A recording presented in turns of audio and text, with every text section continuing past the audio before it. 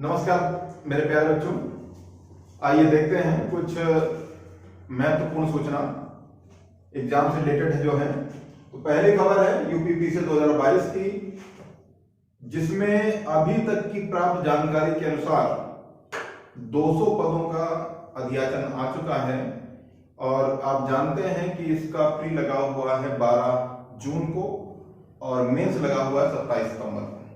तो जो जिन भी लोगों का 2021 वाला प्री भैया 1 या 2 नंबर से रह गया हो, उनके लिए स्वर्णिम अवसर है। अपनी गलती सुधार लें, जो कमियां की हैं उनको दूर करें। और बहुत मेरिट नहीं गई थी 2020 की भी, बहुत मेरिट नहीं गई 2021 की भी, तो 150 में से 150 क्वेश्चन मत करें।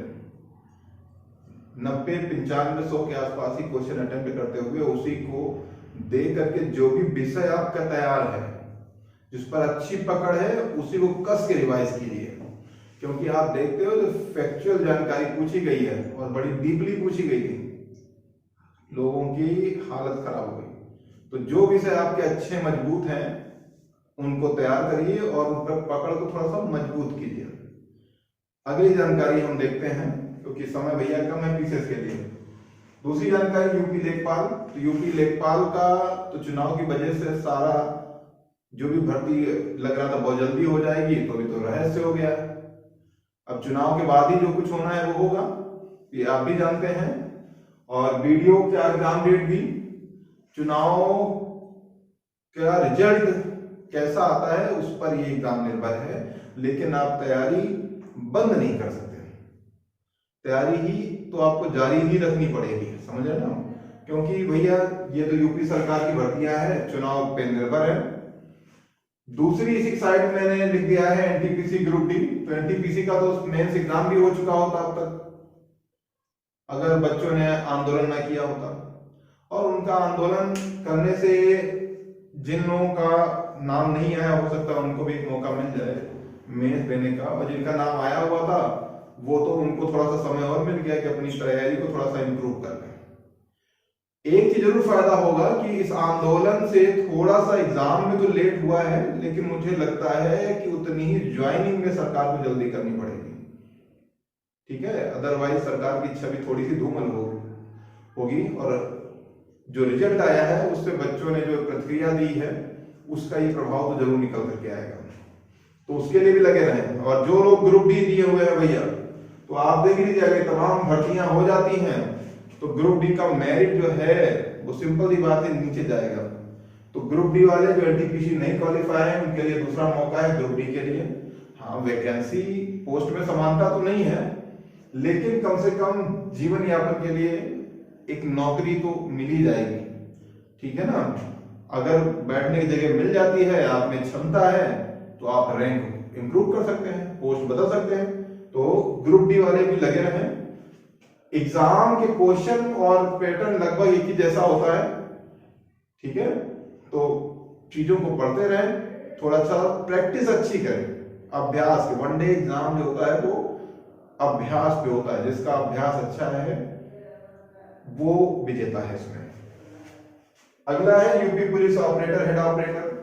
तो इसकी डेट बढ़ा के 15 मार्च कर दी गई है। इसके 2 कारण हो सकते हैं। एक तो हो सकता है जो सरकार चाहती हो इतने फॉर्म पढ़ने चाहिए, उतने पढ़े नहीं, ये भी कारण हो सकता है। और जिन लोगों के डॉक्यूमेंट्स तैयार ना हो पाए हों वो अपने डॉक्यूमेंट्स भी तैयार कर सकते हैं, उनको मौका मिल गया है। तो 15 मार्च तक डेट हो गई है। दूसरा कारण नहीं बताया मैंने। ठीक है, सरकार हो सकता है आयोग फंड जुटाना चाहता हो, तमाम ये भी एक कारण हो सकता है। फिर यूपीएसआई, ये तो भैया यूपी दरोगा तो ऐसी पोस्ट है जो आज तक बिना विवाद के कोई भी भर्ती नहीं हुई। तो मुझे तो लगा था कि 16 वाली ही भर्ती जो है बिना विवाद की भर्ती ज्वाइनिंग हो जाएगी, लेकिन उसमें बच्चों को 20 महीने बैठना पड़ गया। फिर मुझे लगा 2021 वाली शायद बिना विवाद के हो जाएगी। मुझे लग रहा था एक चमत्कार हो जाएगा, इतनी जल्दी भर्ती होगी, इतनी जल्दी ज्वाइनिंग हो जाएगी, तो चमत्कार ही इससे कम नहीं होगा। लेकिन यहाँ इसमें भी ग्रहण लगता दिखाई दे रहा है। इसमें भी बच्चों ने, छात्रों ने, जिनको आपत्तियां थी, उन्होंने पीआईएल डाल रखा है। उसकी आज सुनवाई है। आगे क्या होता है उसका मैं अपडेट आपको देता रहूंगा। तो ये भी देखिए, जो लोग यूपीएसआई में क्वालिफाई या अच्छे स्कोर हो रहे हैं, उनसे भी कहूंगा कि भैया यूपी दरोगा है, 3-4 साल तो हर भर्ती में लिए हैं, अगर ये 6 महीने में हो जाती है तो आप मान लीजिए चमत्कार है, अदरवाइज आप दूसरा भी कुछ करते रहें, दूसरी चीज के लिए भी तैयार रहें, ये मैं आपको चेतावनी दे रहा हूं। अगला है CSCL SSC का एग्जाम है भैया, बढ़िया सी पोस्टें रहती हैं, 10+2 जिन्होंने जो 12वीं पास हैं वो सारे बच्चे इसको एग्जाम को दे सकते हैं। तो इसका डेट जो है ये भी लगभग 7-8 दिन एक्सटेंड कर दी गई है, 7 मार्च इसकी लास्ट डेट है, तो इसको भी फॉर्म भर सकते हैं आप। और रीजन इसलिए भी कह रहा हूं कि फॉर्म सारे भरें, परीक्षाएं फॉर्म सारे भरें।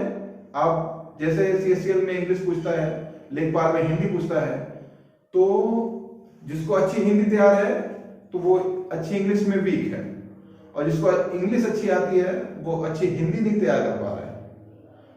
ठीक है, तो यही कारण है कि लेखपाल में बहुत कंपटीशन नहीं है, कि जो SSC की तैयारी करने वाला बंदा वो लेखपाल के में उतना कंपटीशन नहीं बना पाता, और जो लेखपाल तैयारी कर रहा है वो SSC के एग्जाम में उतना स्कोर नहीं कर पाता है। मैं आपसे फिर भी आप व्यक्तिगत राय दे रहा हूं कि आप एग्जाम सारे डालें।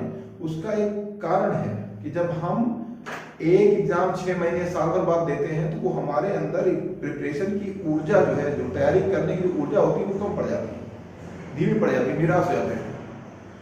और अगर हम हर महीने पर 1.5 महीने में एग्जाम देते हैं, उसमें फेल होते हैं, एक नई आग लगती है।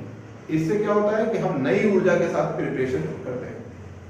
तो इसलिए कह रहा हूं कि आपसे CSCL निकले या ना निकले, आप यूपी PCS परीक्षा पास कर पाए या ना कर पाए, आपको भी लगे हम नहीं पास हो पाएंगे, PPS तैयारी नहीं, लेकिन एग्जाम दीजिए। एग्जाम देने से एक फायदा तो होगा कि आपको फिर से नई ऊर्जा मिलेगी, और यही ऊर्जा आप जब 2-3 बार फेल होंगे, पास होंगे, 2-3 बार फेल होते जाएंगे ना, तो फिर आपको एक्सपीरियंस और जो अंदर आग लगेगी ना, उसकी बदौलत उसका परिणाम होगा कि आप एक दिन एग्जाम क्वालिफाई करेंगे, और पढ़ने में आपका मन भी लगा रहेगा कि बिना टारगेट के हमसे तैयारी, किसी से भी तैयारी नहीं होती। ठीक है, तो सारे एग्जाम डालिए और सारे एग्जाम देने जाइए और पूरे मन से सारे एग्जाम दीजिए। बस आज के लिए इतनी जानकारी है। नमस्कार, जय हिंद।